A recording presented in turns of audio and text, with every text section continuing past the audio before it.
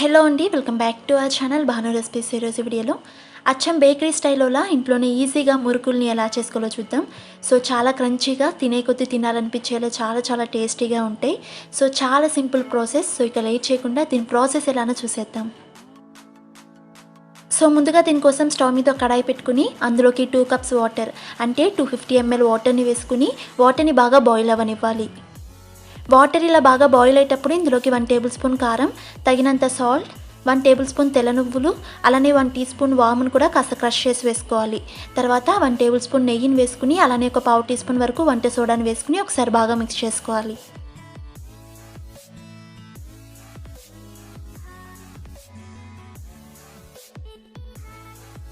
So ఇలా ఒకసారి బాగా మిక్స్ చేసుకున్న తర్వాత ఇందులోకి 2 కప్స్ బియ్యం పిండిని వేసుకోవాలి. సో ఇక్కడ నేను 2 కప్స్ వాటర్కి 2 కప్స్ బియ్యం పిండిని వేస్తున్నా.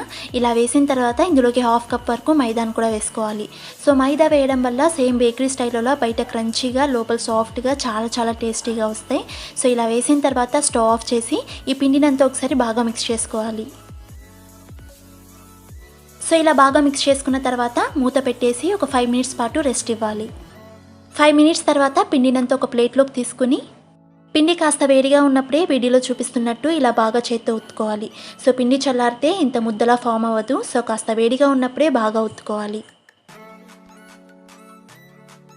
సో వీడియోలో చూపిస్తున్నట్టు ఇలా ముద్దలా ఫామ్ అయిన తర్వాత ఆయిల్ హీట్ అయ్యి మురుకులు చేసేలోపు పిండి ఆరిపోకుండా ఒక తడిగుడ్డను కప్పి ఉంచాలి.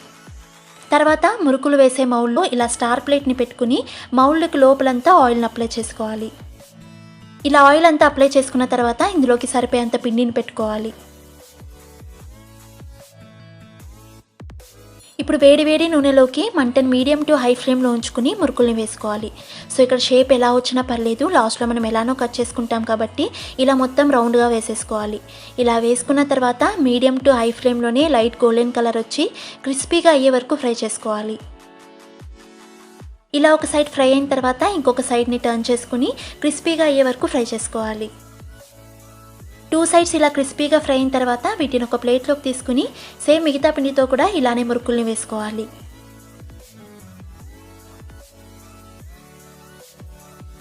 ఇలానే అన్నీ ఫ్రై చేసుకుని చల్లారిన తర్వాత సేమ్ లెంత్ వైజ్ కట్ చేసుకోవాలి. సో ఇవి ఒక 1 వీక్ పాటు స్టోర్ చేసుకున్న తర్వాత తిన్నా కూడా అదే టేస్ట్ అండ్ క్రంచీనెస్ ఉంటుంది. సో చూసారు కదా ఎంతో పర్ఫెక్ట్గా బేకరీ స్టైల్లో మురుకుల్ని ఎలా చేసుకోవాలో. సో ఈ వీడియో మీకు నచ్చినట్టయితే వీడియోని లైక్ చేసి మరిన్ని టేస్టీ అండ్ హెల్తీ రెసిపీస్ కోసం మన ఛానల్ని సబ్స్క్రైబ్ చేసుకుని పక్కనే ఉన్న బెల్ ఐకాన్ కూడా ఇచ్చేయండి. సో నేను పోస్ట్ చేసే ప్రతి వీడియోకి మీకు నోటిఫికేషన్ వస్తుంది. And thanks for watching.